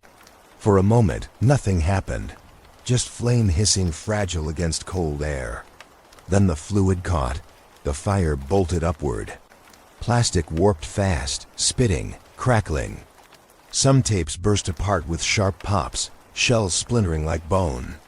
The hissing rose until I couldn't tell which sound belonged to fire and which belonged to the rain memory itself. I watched as swaths of my obsession sagged into molten blackened lumps, their neat spines curling into ash. For the first time in weeks, warmth surrounded me, not from equipment, but from real flame. Standing over the blaze, my body gave up its stored tension. I inhaled smoke threaded with acrid stench, eyes watering, chest heaving not with grief but with release. For fleeting seconds, I felt alive, liberated. Ash fell into grass, sparks snapping bright.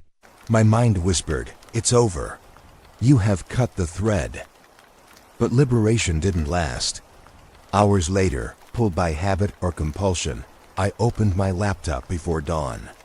On instinct, the first searched the corner of the archive where Geneva had first waited for me. My hand froze over the keyboard. The file was there. Rain, Geneva, 97, freshly uploaded that day, metadata now polished, bitrate cleaner than anything I had ever touched. I clicked with reckless dread. The stream unfurled. Sound poured sharp and perfect, none of the degradation I had cataloged, no artifacts from decades of decay. The hum was stronger, vowels longer, as if refreshed by unseen hands. I collapsed to my knees beside the desk, fingers clawing through my hair, sobbing against the pull in my chest. Annihilation was a lie.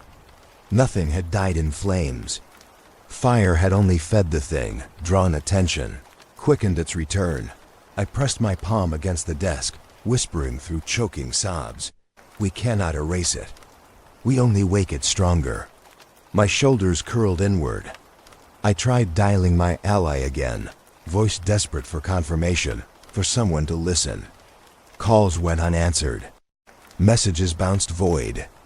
His silence hung heavier than the hum spilling through my headphones. I imagined him walking away permanently, severing himself before the link consumed every breath. Alone, I muttered that maybe withdrawal could save me. If I stopped listening, stopped logging, maybe the tether would kink and snap. I swore to myself, hand pressed against my chest. But even in my vow, silence betrayed me. The room was no longer still. That peculiar hum, impossibly quiet, pressed into each pause, filling spaces between breaths. It followed the shape of my heartbeat, vibrating it like a drum. In my skull, in the small spaces between words, it waited. I shut the laptop and sealed my ears with palms, shaking, rocking like a child fending off night terrors. Nothing stopped it. The hum swelled softer than any speaker could project, moving into the architecture of listening itself. My lips barely moved as I whispered through clenched teeth, "It's inside silence now." It didn't stay inside my apartment. That much became clear within days. What had once been my private burden crept outward into the building like mold in the walls. I tried telling myself it was only heightened awareness, me projecting obsession into the ordinary. But denial collapsed fast. The first neighbor knocked on my door at midnight, eyelids twitching from exhaustion. He asked, voice cracking, if my radio had been left on. He'd been hearing faint rainfall bleeding through his walls, though no appliances ran. I apologized, but when he left, I pressed ear to plaster. He was right. Drops of static rain bled from nowhere, muffled yet certain. Like a shared hallucination straining through drywall. By morning, more evidence. Radios in nearby flats erupted without tuning. Bursts of rainfall folded into low channels. Walking the stairwell, I heard doorways marked with the same restless shuffling inside. People awake far too late. Televisions glowing with untuned light. Whispers slid beneath the crack of each door. Fragments of speech not belonging to broadcasts. The language was warped, but cadence humane enough to reach the nerves. At the grocery, two neighbors argued in clipped sentences about phantom reports embedded in weather bulletins. A woman swore the announcer had named her street, then instructed her, in broken tremor, to stay inside during clear skies. Others shook their heads, accusing each other of insomnia lunacy. I watched them break into separate aisles, throats tight, eyes ringed dark. The rain had become communal infection. My chest froze with terror sharper than any isolation I had endured. Back home, I tested with my own equipment. I dialed through local FM and caught fragments bursts of rainfall over ordinary music, each time marked by that hum bending vowels into nearly words. Then I turned to devices that hadn't been linked before. My phone, sitting dormant, its microphone unprimed, began to capture whispers whenever water ran from the tap. I filled a glass only to watch waveforms spike uninvited across the spectrum app. Lining the trace with ruler precision, I saw the same signature I had earlier traced in Geneva. The thing had expanded past tapes, past recordings, into raw transmission. I tried documenting every intrusion, but soon the sheer volume overwhelmed me. Logs filled pages until numbers lost meaning. I couldn't sleep without pen slipping from my grip, unable to mark each instance before another arrived. Notes spread across my walls like chaotic constellation, strings of pins crossing from clipping to clipping, timestamp to timestamp. But the vastness outran me. New signals arrived faster than I could write. The system found ways into every ordinary channel I thought free. When rain fell for real outside, it no longer soothed. Radios whined louder. Faucets sputtered phantom syllables. I lowered my head into my hands at the desk, jaw tight, but even silence betrayed me. The hum folded into every absence, nothing left untouched. It was not attack. It was possession. What began with one mislabeled track now seeped into the fabric of daily existence. I stood in the middle of my kitchen muttering, "There's nowhere left," words trembling as though response might already hum in pipes around me. The hardest part wasn't the spread. It was recognition. Because across all the channels, distorted though they were, one constant repeated. Always the same tone bending shapes into letters. Always the same syllable dragging closer to articulation. I began to mouth them silently and stopped as if caught stealing. My chest seized each time, because I realized what my lips wanted to form was a message. I could not decipher it aloud. I pressed recorder to my lips, then pulled back, too afraid that speaking would allow it to pass entirely into me.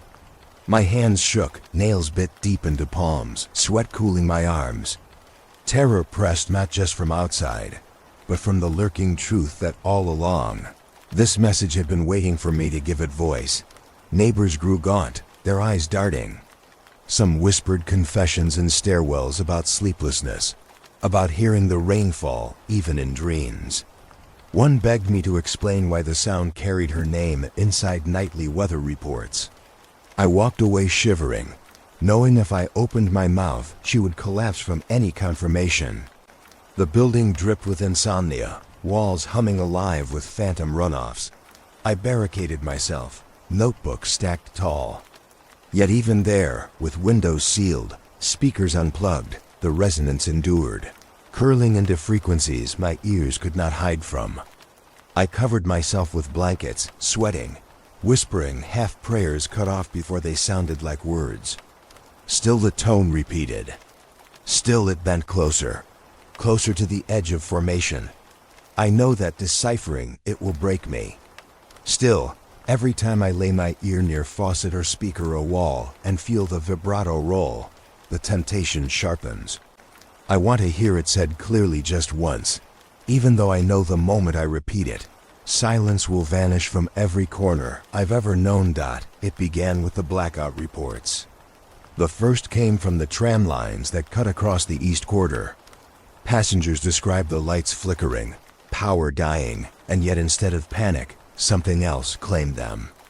Each witness said they saw stormwater running down windows that had no glass, lightning splitting across surfaces like a reflection. Some stepped off the halted cars believing streets were flooded, shoes splashing in water that wasn't there. When pressed, they admitted there had been no rain at all. The pattern spread within days. Entire routes stopped, commuters left unmoored. Yet cameras from the stations showed them standing still, staring upward, bodies drenched in states of shock. A man was found near a public fountain, soaked through every garment, despite the sky remaining cold and dry. He couldn't explain how he came to be there. His voice shook as he muttered that he'd followed the sound of heavy drops until it enclosed him. Then memory broke. I didn't doubt them. The spread had already reached my own building. Now it pressed across districts like tidewater. I walked those streets alone with my recorder clutched in palm, thumb heavy on the button, desperate to capture proof beyond my own confessions. At every corner, hushed conversations unspooled.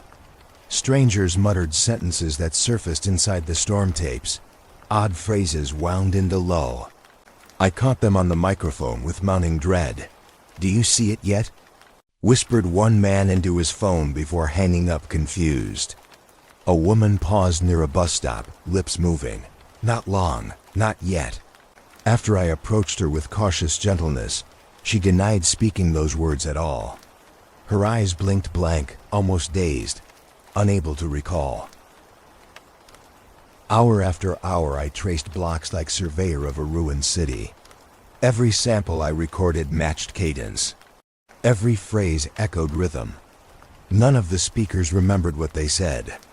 Some looked at me as if I'd frightened them, others laughed nervously before hurrying away. I returned to the apartment with dozens of clips.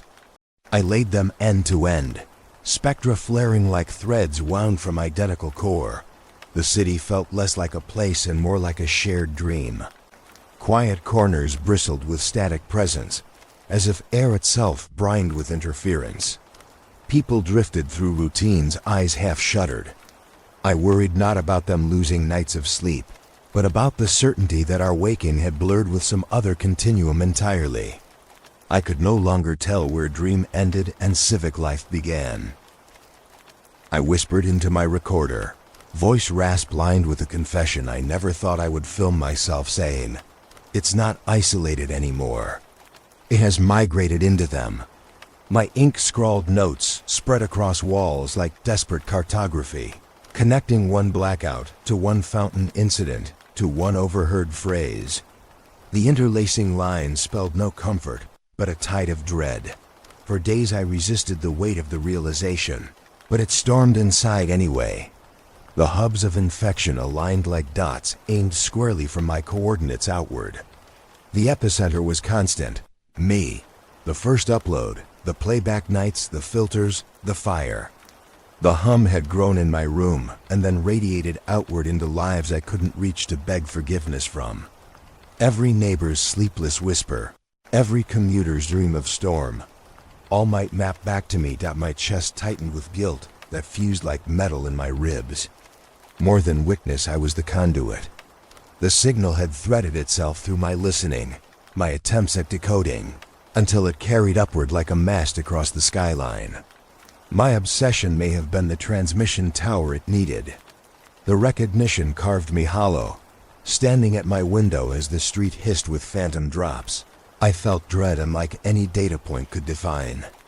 It wasn't fear of being targeted. It was fear of being used. My breath stuttered harsh against the glass, forming small fog patches as I confessed in hushed syllables. Containment has failed. The city is drowning in a dream I carried here. I cleared the apartment until it felt like a bare stage.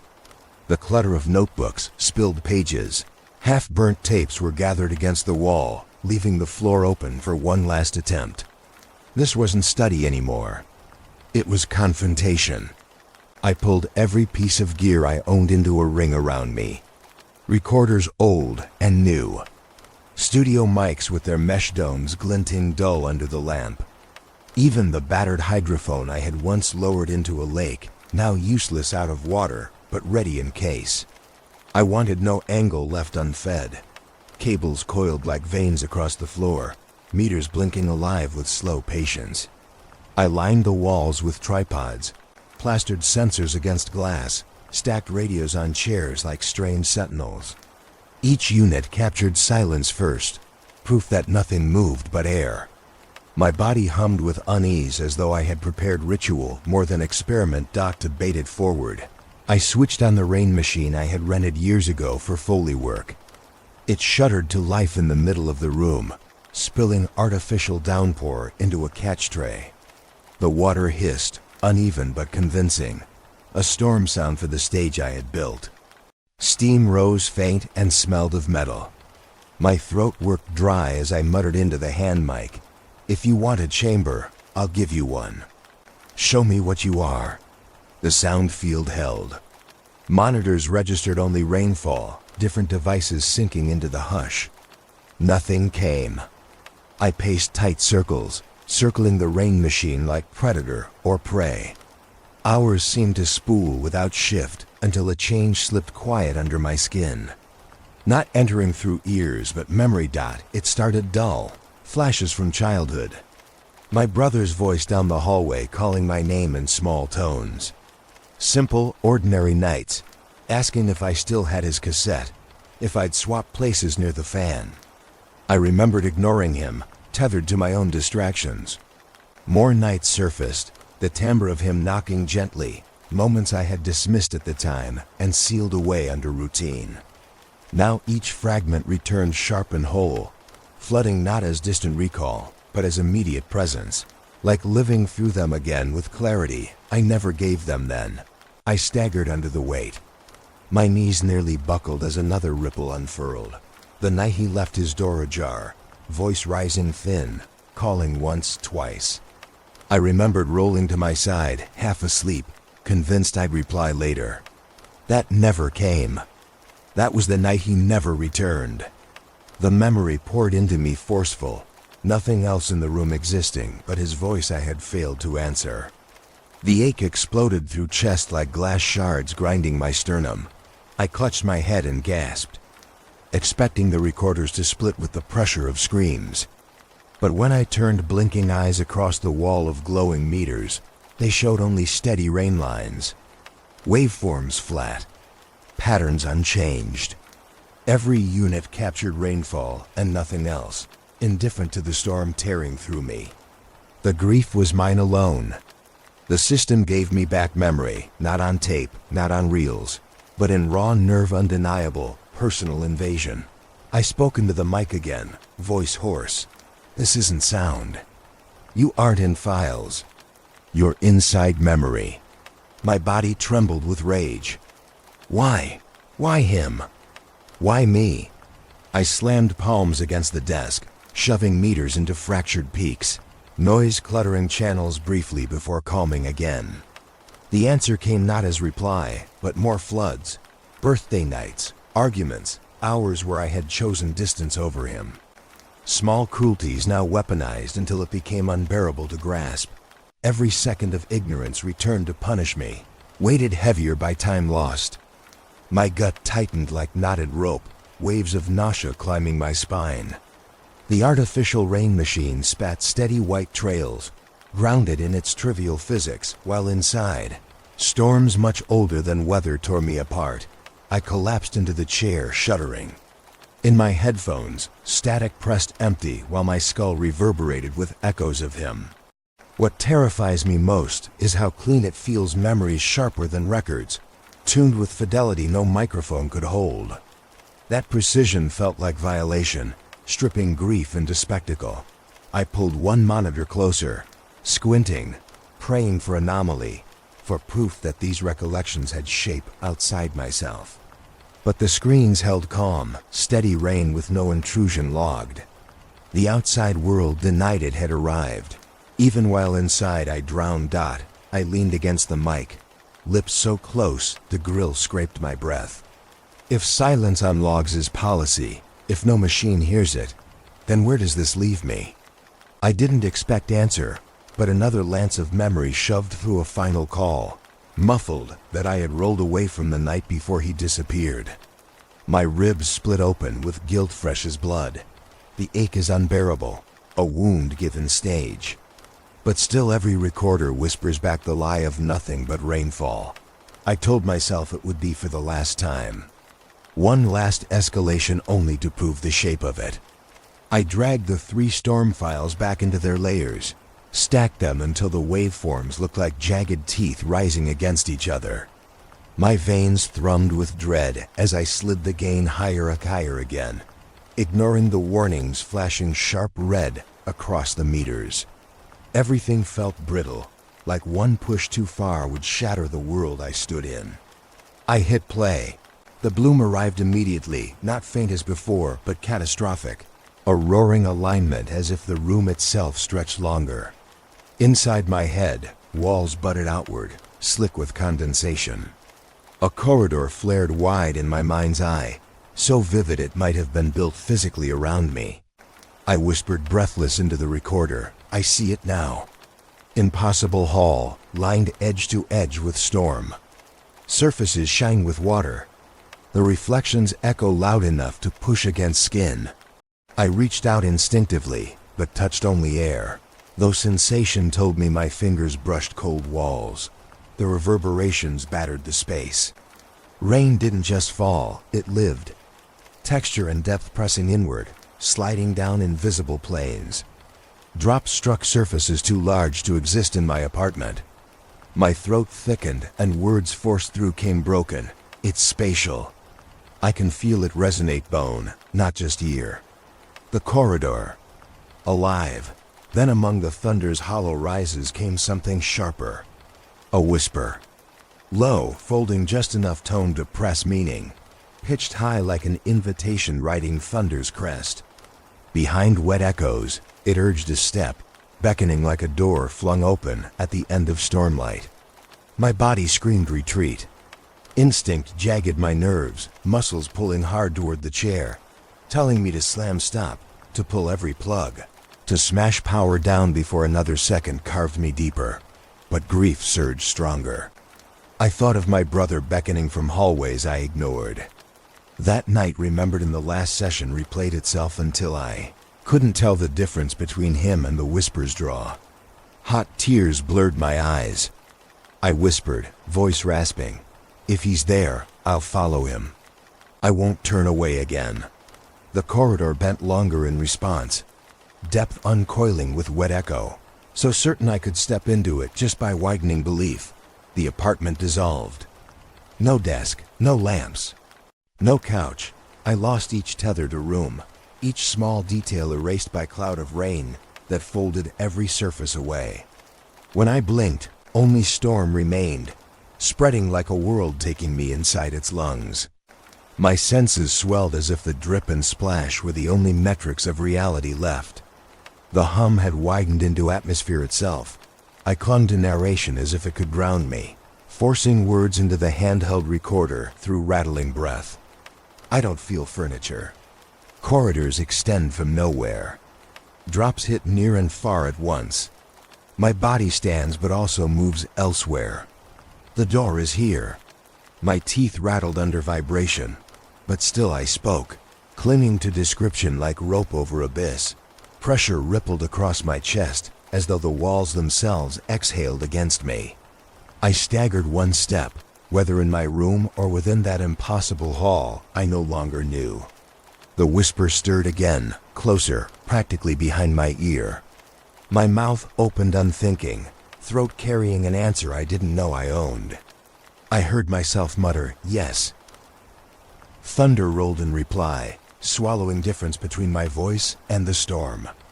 Air churned dense with spray, smell of soaked concrete blooming even inside lungs. Tremors crawled through calves and thighs. Ground beneath my feet pooled with non-existent water, soaking socks with chill, though I stood on carpet. I described what I could through ragged voice, terrified if I stopped narrating, I'd vanish. Every surface wet. Reflections double back. I don't know what is wall or air, just flooding echo. Rain pressed into me until it became flesh of its own. Sound became body, reshaping my sense of weight, pulling me into alignment with its cycle. The corridor bent without end. My chest clamped with fear that I had already stepped through without realizing it. Lost in an environment where there was no turning back, grief and instinct sparred against each other, but grief kept winning. I pressed lips close to Mike, voice fracturing, half plea, half confession. I can't leave him. If he's somewhere in here, I can't refuse again. Thunder's whisper returned once more, devastating in intimacy. Not his voice, but the shape of his absence poured into words I couldn't catch whole. The desire to step forward hollowed me out. My feet curled on floor that no longer assured itself solid. The last certainty was the recorder still clutched hot in my fist. Its red eye blinked obedient, trusting me to continue.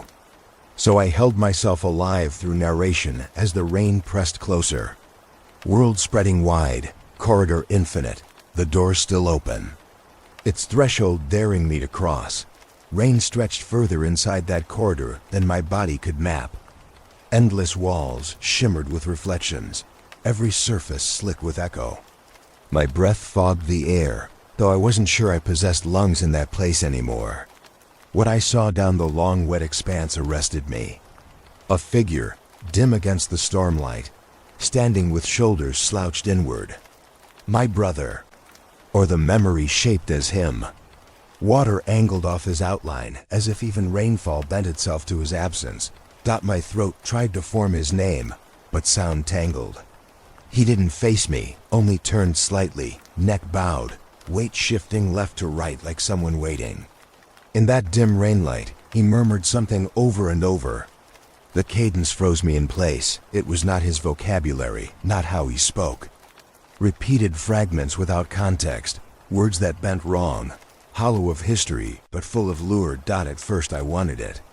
The reunion, this answer. After so many nights tormenting myself with silence, I felt pulled forward, legs propelled without decision. Drops slid down my cheeks that weren't rain at all, but tears cutting hot. His frame wavered less like flesh, more like apparition coaxed into shape by my hunger. Even as instinct screamed caution, grief whispered, "What if this time you listen properly?" I forced narration into the recorder, because talking kept my mind from collapsing. Breathless, I muttered, "Figure ahead." Echo of him. Voice repeating, but words not his. Wrong. My grip on the mic slickened. Still, lines spilled, anchoring me against current. I prayed that analysis might shield me where longing would not. I tried questioning him. I whispered, "Where did you go? Why didn't you come back?" In my ears, I thought I heard him reply, "I see it. I see it." Repeated 3 times in identical tone. A jitter passed down my spine, too patterned, too mechanical. Heart hammering, I switched ears, leaned toward the recorder playback. Silence. The machine had captured only static hiss, no echo of conversation. The realization knifed my chest deeper than loss itself. This wasn't retrieval from memory. These weren't pieces of the past returned to heal me. They were built images, placed like bait along the corridor, dragging me further away from waking. I inhaled sharp, whisper breaking into confession. It's construction. It's fabrication. Not him. Still the temptation suffocated, heavy and raw. The constructed brother shifted shoulders, voice repeating more fragments, this time edges bent around my own words. It copied cadence, mirrored longing in phrases I hadn't said aloud. Too precise, as though something studied me night after night. Learning intonation until it sculpted a counterfeit so accurate, my grief nearly forgave the glitch. I staggered closer, rain spraying glass shards against my jaw, whispering again, half delirious. Almost him, almost. Every cell reached for certainty. To touch his arm, to ask one last time. But my eyes narrowed, refusing surrender. Each detail was crafted not for closure, but to bind me there, one lure after another. Polished enough to keep me walking the hall until I merged with its echo. I set into the recorder in gasps, every detail as anchor. None to comfort. All to root me inside. My ears ached with the distortion that masqueraded as voice. It grew stronger the more I wavered, richer, more convincing when I leaned forward, weaker the moment I stepped back. Its hunger betrayed its nature. I could almost accept it, almost embrace. To believe one more time would smother every unanswered question inside grief's embrace. But almost becomes death when manufactured. Almost is enough to drown. I forced myself rigid, refusing step, chest searing cruel from restraint. Tears smeared lightning streaks as thunder trembled just above my skull. I tightened fists around recorder, veins sharp, speaking with absolute rhythm. Not him. Not retrieval, construction. Every word was oath hammered in storm. I clung to analysis rather than embrace. Kept syllables clear. Because I knew if I misstepped once, if I reached outward with belief instead of doubt, the corridor would close, sealing me as artifact. Another whisper drifting across rainfall tapes. He stood still. Back turned, echoing phrases that had never belonged. I watched, heart shredded, body aching to collapse and hold what illusion gave. But truth burned harder. The line between want and real had narrowed to a blade's edge. Cross it, I lose myself forever. Refuse it, I live with void, but maybe I return. That knife line defined my survival. I stood shaking, whispering into storm hiss. I almost let myself believe, almost. The word carried louder than thunder. A thread holding me against the dream's pull. Then silence cracked sharper than any drop. A cut that promised I might never forgive myself for staying clear. Yet as long as almost held, part of me was still free. The storm reached its breaking point without warning. I had been standing frozen in that impossible hall, whispering almost into the dark when the crack surged across me. Lightning outside my apartment lit the sky raw white, and at that exact second, every piece of equipment flared red. Meters screamed, waveforms erupted, speakers blasted distortion so fierce it rattled glass in the frame. The air itself felt torn, current boiling against my skin. I staggered, lost balance. My head rang like struck steel, and then the corridor split down its center. Surfaces that had shimmered with echo fractured like glass cracking under pressure. Water cascaded outward, collapsing walls inward toward me. For one instant, my brother's shredded silhouette jolted forward, a flicker of him reaching. But all collapsed at once, thunder sucking the corridor back into void. I slammed onto my apartment floor, knees buckled hard, palms scraping wood. My ears screamed in unbearable pitch, blood spilling faint warm down my neck. Breath didn't return at first. Each inhale scraped knives. Hands groped toward the desk where my monitors still smoked. The acrid stench of burned circuits sat heavy, cables limp like severed veins. Half the devices lay dead, lifeless screens, silent jars of useless shell. Power supplies clicked faint out of rhythm, an arrhythmic dying heartbeat. I crawled toward the rack, trembling as fingers shook across the ruined cases. System overload. I expected total wipe, an absence where data once lived, but one file endured. A lone recording blinked alive on my backup drive, time-stamped precisely at the moment lightning split. It remained whole, intact, more flawless than any capture I had achieved before, unblemished by hum or error. I opened it despite dread. The first sound twisted my chest. My own voice, grain perfect and intimate, repeating through the rain hiss. "Stay," it whispered. "Stay." My own cadence, my own throat articulated with precision. I felt my ribs tighten around air that no longer belonged to me. I gasped and replayed, certain fatigue deceived me. But again, my voice imploring me to remain, urgent, pleading. Captured in fidelity, no microphone should have printed without me speaking it. I dropped the headphones as if scalded. They hit the desk hard, plastic shattering. My jaw froze wide. Horror seeped not from volume, but from recognition. The system had replicated me. Whatever resided beneath storms, whatever corridors carved themselves open, now it had my frequency, my bone-deep resonance. Communication was no longer the boundary replacement was. I pressed my palms into my eyes until fireworks erupted behind lids. But sound kept playing in memory. Stay, stay. If it could wear my voice, soon it could speak for me, answer in my cadence, thread my presence into tracks I never recorded. No listener would know the difference. Identity itself no longer felt fixed. My knees buckled again, and I fell forward on the apartment floor. Boards groaned. My forehead thudded once dull. Tears pressed down my cheeks so sudden I couldn't separate them from blood slipping from ears. I whispered without meaning to, "It's over." Silence can't save me. Because even if I bit shut my mouth, hid in rooms without power, the voice already existed in the archive, repeating lines I never gave it, speaking me in absentia.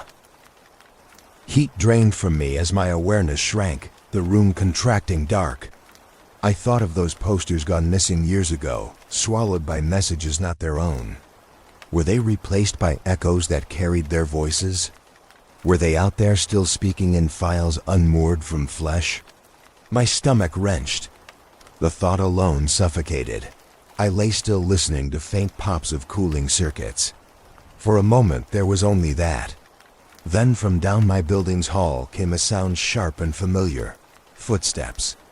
Light, steady, slow, heel to toe, approaching. Measured, deliberate. They clicked against floorboards that had no business creaking at this hour. In this silence, desperate, I staggered toward the doorframe, head spinning. The hum in my blood pulsed stronger with each step closer. Breath hitched as shadow gathered at the threshold. I braced myself. Fingers hovered on the knob as the footsteps grew near. I swung the door wide. Nothing. The hall stretched empty, light cool and narrow, air still. Yet the faint echo of footfalls still moved, joining the shape of my blood like reminder carved into marrow. Someone or something had walked there, leaving absence sharp as any presence. I stood frozen, throat cracking, collapsing finally back to the ground. I whispered to myself through salt and ache. Not even silence is refuge now. I tell myself this won't be closure. Closure belongs to endings you can fold, seal, and put away. This is only record.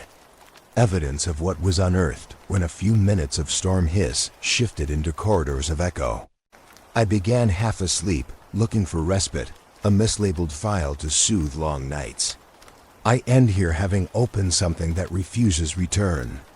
So I press record for the final time, not to silence grief, but to leave behind proof carved in words for anyone listening after. The city beyond my window no longer pretends nothing has changed. Street chatter hums faint with undertones that don't belong. Some recordings have been pulled by wary hands, scrubbed from standard archives. Yet pirate feeds thrive, blooming like invasive vines, carrying storm files freshly polished, seed after seed encoded sharper. Bans become invitations. Scarcity creates hunger. Each takedown only awakens 10 mirrors on servers across borders.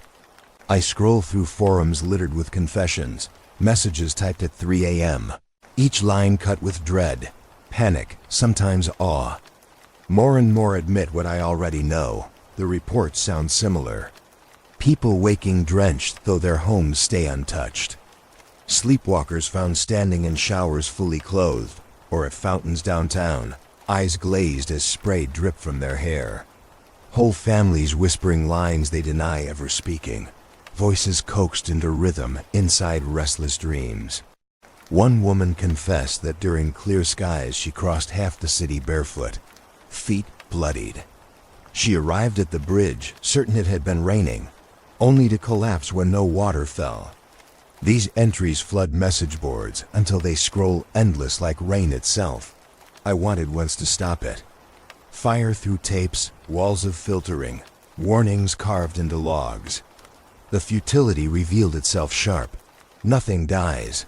Everything is restored fresher, like storms grooming the very air for new roots.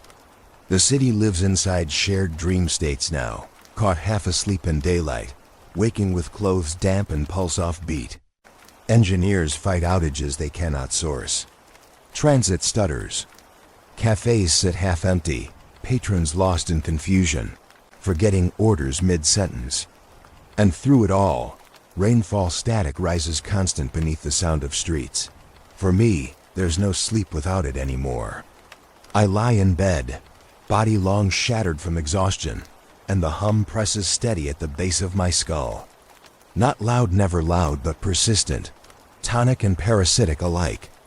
If I lie still, it merges with my heartbeat, sinking me to its cycle until breathing itself seems borrowed. I've tried earplugs, tried walls of insulation, even medicine. Nothing severs it. I have become chamber, host. Even silence has converted into resonance that my ally is gone without trace. No more messages. Phone unanswered. I imagine him cutting cables, fleeing across borders, or simply succumbing to the lure without leaving record.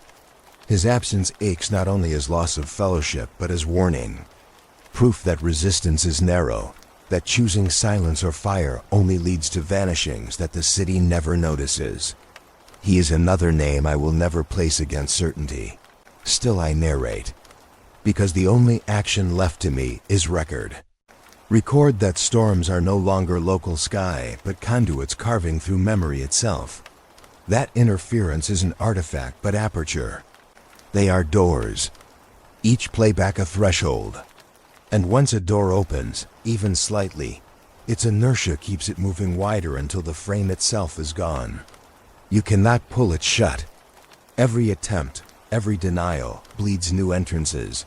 I write these sentences for the log, whisper them into microphones still intact among the ruin of burned gear.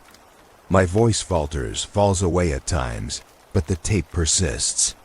Patterns of rainfall slip behind me tonight, louder than usual, pressing against the window. I can't tell anymore if the sky darkened for storm, or if sound alone has become weather in its own right. The weight of it swells through plaster, saturates air, demanding you recognize surface beyond surface, entrance beyond wall. I admit it freely now. I ache still for my brother, for what I thought I glimpsed down that impossible hall. Maybe he was taken into construction. Maybe echoes wore him until refuge was impossible. I longed then as I long now to cross that threshold fully. Yet each step comes at price. Myself, the city, maybe beyond. If the signal can wear voices, it can wear us entire. Every confession here may already be contaminated, my own cadence spun looping outside me. Still I speak it, because to stop speaking is to disappear wholly into replication. Better to leave fractured record than no trace at all. The rain outside lifts volume, drumming heavier against the glass panes. Patterns trickle into rhythm too sharp, syllables caught within hiss. My microphone glows red to confirm. The hum is stronger tonight, each drop thin needle threading final message. Every instinct tells me to fade the tape before speech curls clearly from outside. But I end different. I end with this single truth. Signals were never just interference, never noise. They were corridors hidden in weather, carving doors through longing. And doors, once given even a crack, do not close. The rain presses louder still, so loud it drowns my final words as the tape fades.